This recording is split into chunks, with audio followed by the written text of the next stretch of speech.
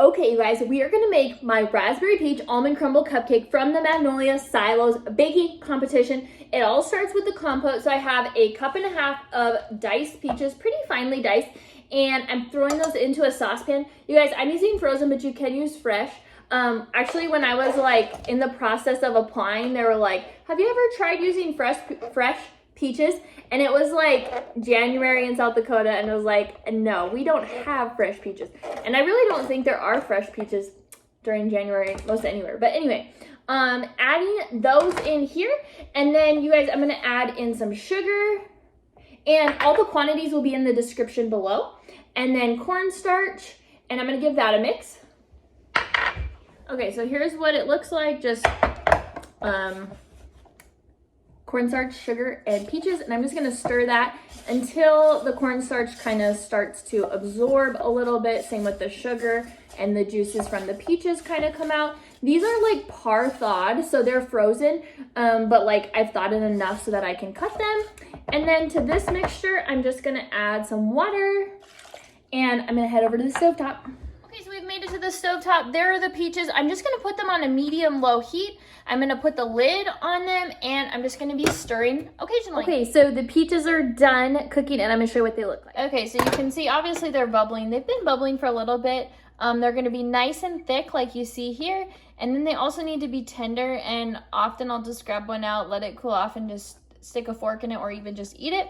And yeah, they're tender, so let's head back over and finish this compote off. So to my very, very hot peach compote, and you do want to do this right after it's come off the heat. A lot of times I'll just do this on the stovetop, but I feel like filming's a little bit better over here. But anyway, hot peach compote, 1 cup frozen raspberries. You could use fresh, but I love the fact that this cools it down. It helps cool it down faster. So, and it's money saving, so yeah.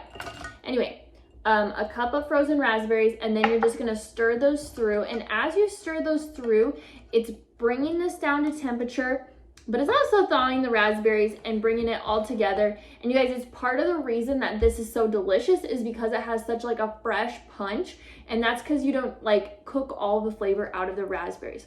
So I'm just gonna stir it around, and these, once it's like kind of all coated together, then I'll just let it sit. The last kind of step to make this nice and bright and fruity is just a little bit of lemon juice, just a tablespoon, or even less. I don't like things that are super sweet, so I think when we add a little bit of this, it really balances out nicely. So mix that through, and then this has to go in the fridge until it's completely cooled and thickened. And really, if you make this a day ahead of time, that's going to be the easiest way to do this. Now I'm going to move on to the second component, which is the crumble, and this comes together like crazy quick. So we're going to start off with melted butter, and then going to add oats, and you want to use old-fashioned oats here, and then some all-purpose flour and some brown sugar, and the almonds are going to sit in the sidelines for just a minute.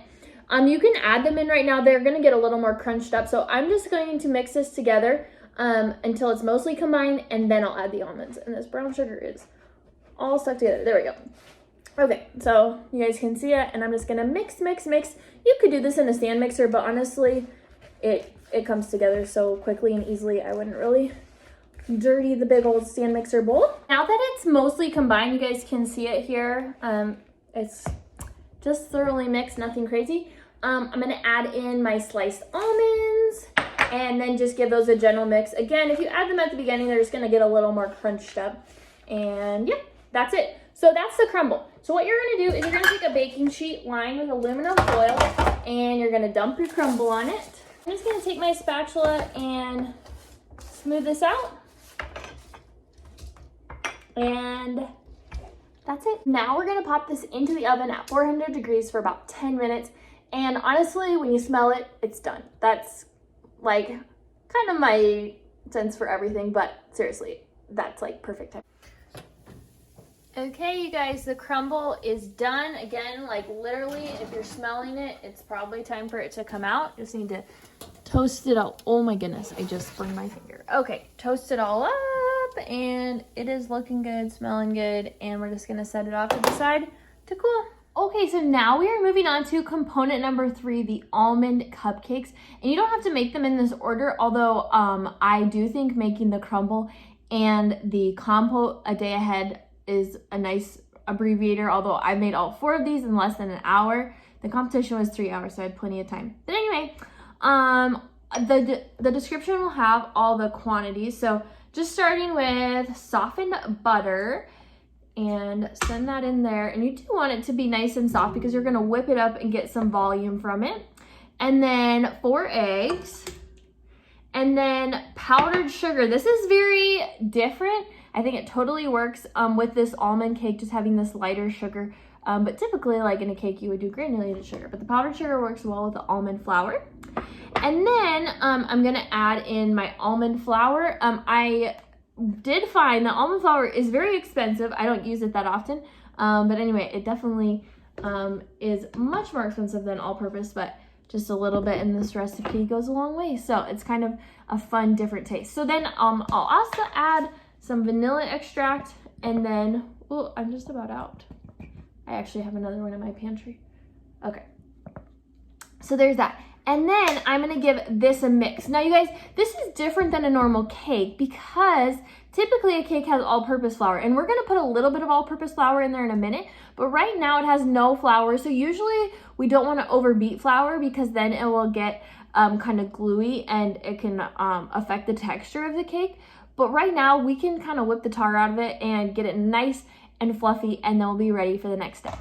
Okay, so now that it's mixed, I wanna show it to you guys. And when you make this, and I'll just pull this off so you can actually see it. So when you make this, it'll incorporate in like the first 30 seconds, and then it's actually gonna start to gain volume, and it should be nice and fluffy and yummy. So that's kind of, this is the time to get the volume, because once we add the all-purpose flour, then it's just to incorporate it. We don't wanna beat a bunch of the air out anymore. So anyway, adding just a little bit, I think it's 1/3 cup of all-purpose flour, and then also adding in the baking powder at this point. And then again, just mix this until it's combined, and then we're gonna be ready to scoop some batter. I've got my cupcake pan lined. These are my favorite liners. I get them from either Amazon or Target, so I'll link them down below. They're unlike anything else that I've ever used because it's such a high quality parchment. It's not like a paper liner. It doesn't stick. It comes off and like your full cupcake comes out. Especially with this cake, I think it works really well. So I've got my scoop, and I think this is, yeah, I'll link this because having the right stuff like improves the experience drastically. So anyway, I've got my batter here. Now this is kind of a unique batter because it is so thick compared to some other batters, and a lot of that has to do with the fact that it's this almond cake. And so I'm just gonna drop it into the cupcake holders. And yeah, I use, and I'll link this so I know the exact amount.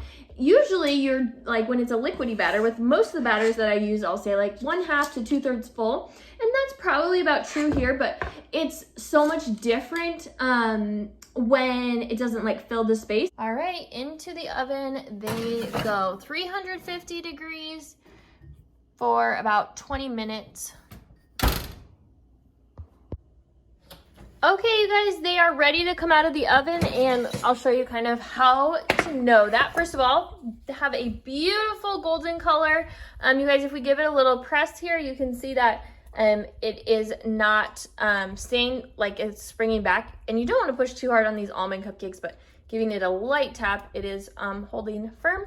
And now these are gonna cool off. Okay, we've made it to the 4th and final component before this all comes together, and it's frosting, and it comes together super quickly. So, just gonna start with a stick of softened butter, plopping that in there. And what I'm gonna do is I'm just gonna whip the butter up before I add anything else to it. So probably 30 seconds to a minute on a medium-high speed until it's nice and light and fluffy. Butter is nice and light and fluffy, and I will show it to you. Whipped up, whipped. And add our extract. So let's just get that out of the way to get started with. Adding in almond and vanilla extract. And I think guys, I'm a massive almond person. Yeah, that was like on the episode. I literally wore almond extract as perfume when I was in the 8th grade. Like, I love it that much, and I still love it. I don't wear it as perfume, but, and then also adding in vanilla, they pair really well together. Too much almond can start to get kind of medicinal, so I feel like it's a good balance there. And then also add some salt. I'll be right back. Okay, I'm back with the salt, and we're just adding salt to balance this out. Obviously very sweet. Just need to balance the flavors out a bit. And so the salt is in, the extract's in, and then I'm gonna add half the powdered sugar. Doesn't have to be perfect. And then I'm gonna beat this. Then I'm gonna add half of the heavy whipping cream. And then I'm gonna beat that. And then I'm gonna add the rest of the powdered sugar. And then I'm gonna add the rest of the whipping cream. So it's add whip, add whip, add whip, add whip, until it is beautifully combined and fluffy. So the frosting is done, and I wanna show it to you. So it can be kind of hard to tell through camera, but I really think the secret here to like making it a really pretty cupcake is to really, once you have it all, to first of all, do the alternating, but then once you have it all combined, to really give it a good whip, and that will lighten up the texture, and then the color will lighten up too. So it'll be a nice bright white, which doesn't really matter, but I think it looks so nice. So time to fill a piping bag. So I'm just gonna snip the corner off the bag. Obviously don't cut too far, but far enough. And then I'll give these a flip. These are honestly not my favorite piping bags. I'm out of the ones I normally like. And then I like to use a 1M tip here. You can use any tip. You wouldn't have to use a tip, but I think the star tip's gonna look the best here. And then I'm just gonna transfer it into the bag, and we will be ready to put these together.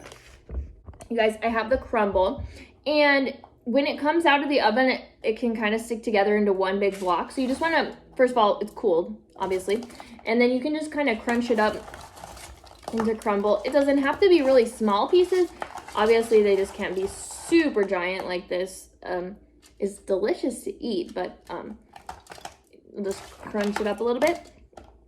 And yeah, you guys, this stuff is amazing. Actually, in my new cookbook, Capsule Cupcakes, these 4 components are all in there, which you guys just saw them in the video. But you guys, I mix and match them into different cupcakes. So I won't even take the time to show you all the different combinations, but like the crumble goes into like a blueberry pecan like crumble cupcake.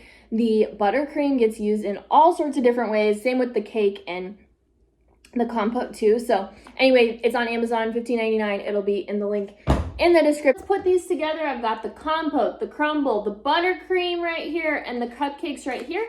So what you want to do is take one of your cupcakes that is nice and cool, definitely don't want it hot, and we're going to take the buttercream and we're going to pipe a dam around the outside. And once you meet up at the, or where you stop, then you're just going to release pressure and kind of drag it until it looks like that. And then coming in with the compote, I just use 2 spoons. I find that works better than like a piping bag just because it's kind of chunky. And if you pull your compote out of the fridge and it's kind of like a gelatin block, give it a mix. And then if it's still kind of chunky, I mean, obviously it's going to be chunky. It has chunks of peaches in it. But if it's super hard to work with, add a half tablespoon of hot water, and it should smooth out nicely. And I'm just gonna plop that in the middle there. Perfect. And then I'm just gonna place the crumble. You really kind of do have to actually place it instead of just like giving everything a nice sprinkle. Kind of stick it into the frosting in the compote. And then I always like to make sure I get some nice almond pieces on there. And there she is. Yum! You guys, this is an amazing cupcake, and I'm gonna tell you why. It has this rich, buttery almond cake, this super yummy buttercream with the almond flavoring kind of pairing with the almond cake. We've got the compote, which is nice and fruity and bright, and then the crumble brings a nice crunch. You're gonna love it. Thanks for watching. Watch this video next to see my experience at Magnolia. Bye!